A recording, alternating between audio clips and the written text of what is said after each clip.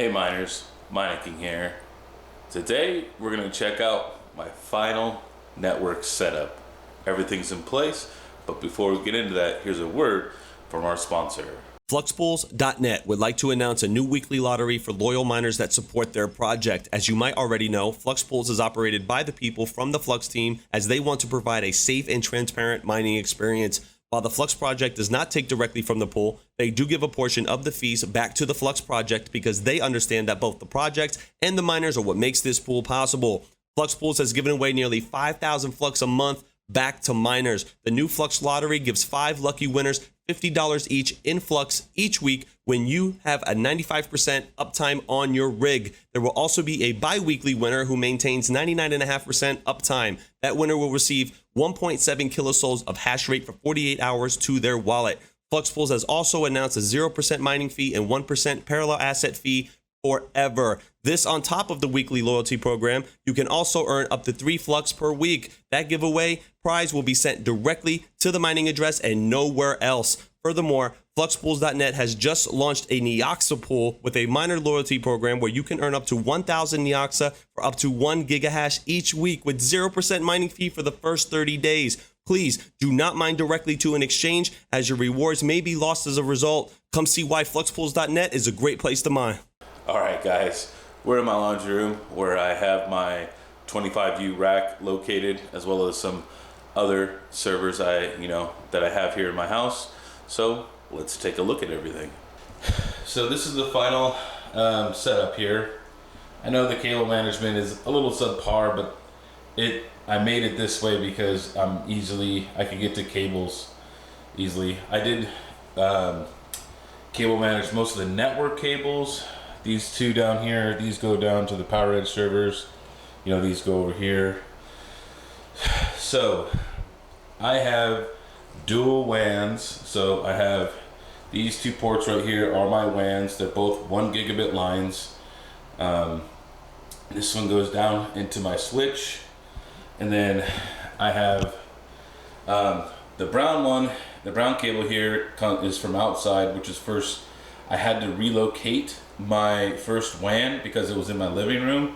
So we ran another cable up and over and then down over here into this wall.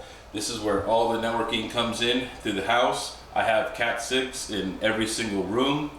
I did have to help the gentleman. I didn't have to, but I wanted a price break. So I helped him fish the cables when he was up in the attic, and then I terminated all the ends here, and I did all that myself. So he gave me a significant price discount. He usually charges $250 a drop. He charged me $125, so about half off. So I like that. I didn't have to crawl up in the attic. There was a lot of exterior wall drops, which he did drop down through the wall. He was a much smaller dude than me, so he was able to crawl down on his belly and get to those places. Really nice guy. He runs his own company. It's just him by himself. If there's anybody in Arizona who's looking for some low voltage work, hit me up and DM me in Discord and I'll give you the guy's info. Okay, so besides that, Cat 6 in every room. The brown one is a Cat 5e outdoor because I had to run that cable. Now this is the second WAN port.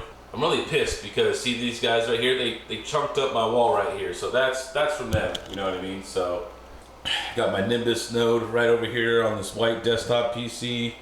I have both my Power Edge servers and then the routers and the switch.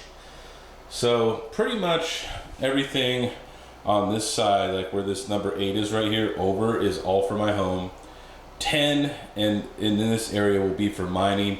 So far I just have the garage set up for right now, which is those 2 Octominers and the S19, and then this is going to be for nodes over here on this side right here. Now I did run into several issues with my WANs. Right now everybody's going to be different, but I have CenturyLink fiber. I don't know if people who have CenturyLink notice this, but it does require you to have a VLAN tag on the internet connection in order to get connectivity. right? You have to use VLAN tag 201. And the problem with that is both lines are 201 and they don't use any other VLAN tags. So the issue ends up becoming is we had to manually route this in the route policies in the router, which was a huge pain in the butt because the router didn't know which line it was using because the VLAN tags are both 201. So anyways, we set about 5 VLANs here on my router into the switch. Everything's routed so they can't talk to each other.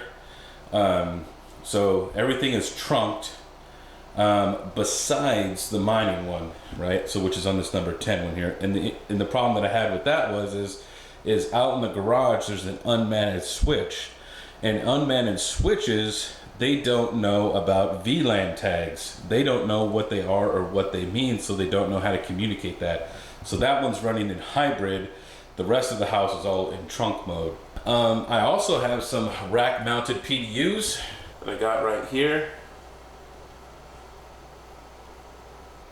Now I did run into another issue with the router. We spent a lot of time on it. I have to put in a support ticket to Draytech.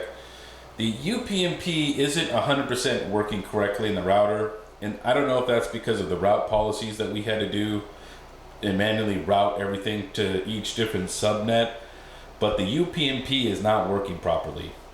And we can see that it calls out UPnP over, what is it, the UDP 1900 port or TCP 1900? It's one of those. Anyways, we see it call it up, but then it doesn't bring anything back. It won't open any ports. So there's something stopping it from not working properly, and I don't know what that is. We try to figure it out. We spent like a day. Huge shout out to Yeti though. Me and him were on calls for like 3 days straight getting this entire network set up. I learned a lot about enterprise level stuff. It's much different than consumer grade. It is not plug and play.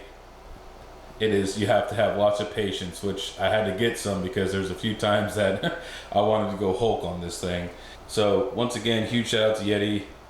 He helped me set up the network here. And I was fortunate to find the VLAN tag 201 because at first I couldn't, when I first got the router and I plugged it in, I couldn't get the internet to work until I found out. I googled the VLAN tag. So really lucky there. Well guys, that's pretty much it. This is the whole 25U. I plan on filling this rack up. I may get a SAN down here or something like that for Project Thunder. We'll see what the incentives are like for Project Thunder.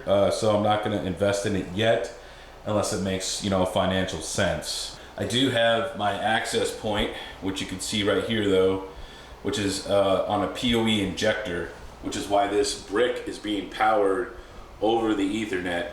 So right outside this wall, up on the ceiling, is my tri-band Draytech access point, so I get Wi-Fi throughout my house. Other than that though guys, I've been spending the last week running network cables, terminating stuff, getting the router set up. Last week was a long week. I do apologize to my Kingsmen. I didn't do the Kingsmen on Sunday. I just needed a day off, guys. I plan on doing the Kingsmen at Saturday, 3 p.m. this coming weekend. We're gonna change the date. I feel like Sunday is everybody's family time, so we're gonna change it to 3 p.m. Pacific time or 6 p.m. Eastern time on Saturdays for the Kingsmen. Let me know what you guys think about this. Maybe there's something else I could have done better, or maybe I didn't do right that I didn't think of. Let me know in the comments down below. Other than that guys, this is the Mining King giving you the most hashes, and I'll see you next time.